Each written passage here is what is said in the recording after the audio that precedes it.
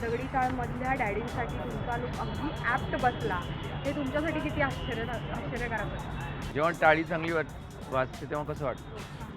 तसं आहे ते टाळी वाजते असं वाटतं की आपला चेहरा या कॅरेक्टरसाठी बरोबर आहे. पण तो जेव्हा खरंच तो चेहरा केस कापून, मिशी कापून, कपडे घालून, ती टोपी घालून, मग ती हलकी अशी तिरपी करून जेव्हा बघितलं जातं आणि तेव्हा डोळ्यात जी एक चमक येते आणि वाटतं की आला, आणि समोरचा माणूस जो त्यांना ओळखतो किंवा आदर आहे, रिस्पेक्ट आहे, तो जेव्हा खाली वागतो तेव्हा असं क्षणभर वाटतं की अरे आपण आहोत.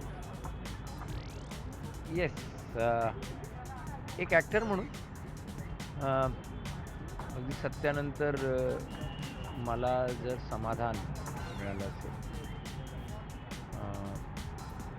तर ते दगडीचं. आणि आणखीन थोडी मुश्किल गोष्ट ही आहे की जेव्हा तुम्ही खरंच ते कॅरेक्टर आहे, सगळ्यांना माहिती आहे, आणि त्या कॅरेक्टरच्या जवळ येण्याचा प्रयत्न करणं आणि त्याच्यात कुठलंही प्रॉस्थेटिक किंवा कुठली गोष्ट न करता, नाक असं केलं, कान तसे केले, असं न करता करणं, मला असं वाटते ते जास्त रिअल होऊन जातं ना, मग खरं पण जरा जास्त आहे. डॅडी साकारताना समाजात अस्तित्व असणारं हे कॅरेक्टर आहे आणि तिथे लोकही आहेत प्रो डॅडी, अँटी डॅडी अशा सिच्युएशनमध्ये. त्यामुळे हा टॉपिक थोडा सेन्सिटिव्ह झाला होता. तर तो दाखवताना किती काळजी घेतली गेली एक अभिनेता म्हणून तुमच्याकडे? थोडासा मी वाचलो का, कारण का ही बायोग्राफी नाही, म्हणजे दगडी चाळीची बायोग्राफी नाही किंवा डॅडींची बायोग्राफी नाही, त्यामुळे त्याच्यात काही आम्ही सांगत नाही आहोत की त्यांचे शत्रू कोण होते, ते किती बरोबर होते, दुसरे किती चुकीचे होते. आपली एक कल्पित गोष्ट आहे, काल्पनिक गोष्ट आहे, फक्त दगडी चाळीच्या बॅकड्रॉप. मला असं वाटतं की मुंबईत एखादी गोष्ट घडते तेव्हा ती कुठल्या तरी एका बॅकड्रॉपला जाऊन अशी आदळते. तर मला असं वाटतं ही जी सूर्याची गोष्ट आहे, जी अंकुश चौधरीची, ती कुठेतरी येऊन दगडी चाळीची ती आपटली, आदळली म्हणा, आणि मग नंतर त्याचं काय झालं, मला असं वाटतं फार इंटरेस्टिंग आहे हा की एखादा बॅकड्रॉप, इतका स्ट्रॉंग बॅकड्रॉप वापरणं आणि त्याच्यात तुमच्या नायकाला टाकणं, आणि मग तिथे दुसरा जो नायक आहे तो येणं, आणि त्या दोघांमधलं संबंध, त्यांचं नातं कसं एक वेगळ्या लेवलला जातं, ती खूप मला फॅसिनेटिंग वाटलं.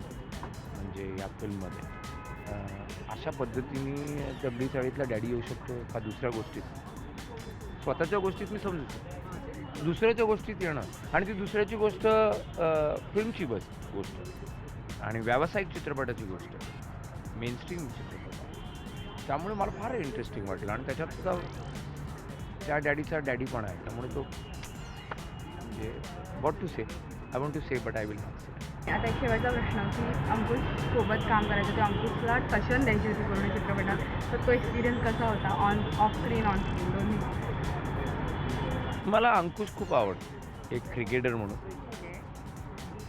CCLला आमचे वीर मराठी जे आहे, वीर मराठीची टीममध्ये आमचे इम्पॉर्टंट गोलंदाज आहेत, आणि आय डोंट नो, त्याचं जे स्टॅचर आहे, तो जसा उभा राहतो, जसा बघतो, त्याचे डोळे, त्याची नजर खूप स्ट्रेट आणि फोकस्ड आहे, आणि फार आक्रमक आहे तो. एखादी गोष्ट करायला घेतली की तो म्हणजे you feel that he is going to do it and he means business. तर त्या नटाबरोबर काम करताना, आणि तेवढंच फार हे पण आहे, तो सेन्सिटिव्ह आहे, त्याला समोरचा माणूस काय करतोय हे न बोलता कळतं. त्यामुळे सेटवर गेल्यावर मला खूप मजा वाटायची की आमच्या दोघात संवाद कमी व्हायचे, पण तरीसुद्धा त्याला कळायचं की मी काय करतोय, आणि मला कळायचं म्हणण्यापेक्षा मला अनुभव यायचा की हा कसा आहे, कारण का I constantly use to only understand him, आणि I had a good time because आमचे सीन्स जे होते, अंकुशशी मी कधी टसन द्यायला गेलो नाही. मला एवढंच जाणवलं की अंकुश बरोबर काम करताना सीन्स फुलतील, त्यातला ड्रामा बाहेर येईल, आणि अंकुश हा स्ट्रॉंग माणूस आहे, सेन्सिटिव्ह आहे. मी इमोशनल म्हणायलाही काही हरकत नाही त्याला.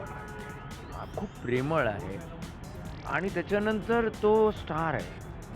So there is a he holds the screen.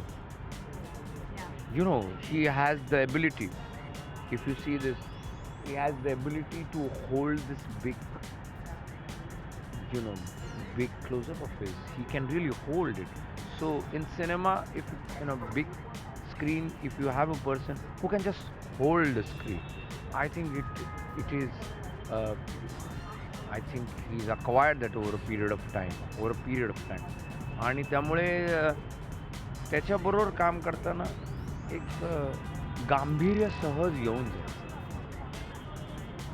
त्यामुळे त्या सीनमध्ये ना ड्रामा आला ग, आणि तो ड्रामा ना तुला असा दिसेल की खूप ओढून ताणून आणलेला नाही. त्यामुळे मला असं वाटतं माझं आणि अंकुशचे सीन्स जे आमचे आहेत ते तुला बघायला मजा येईल. Thank you so much. All the best. Thank you.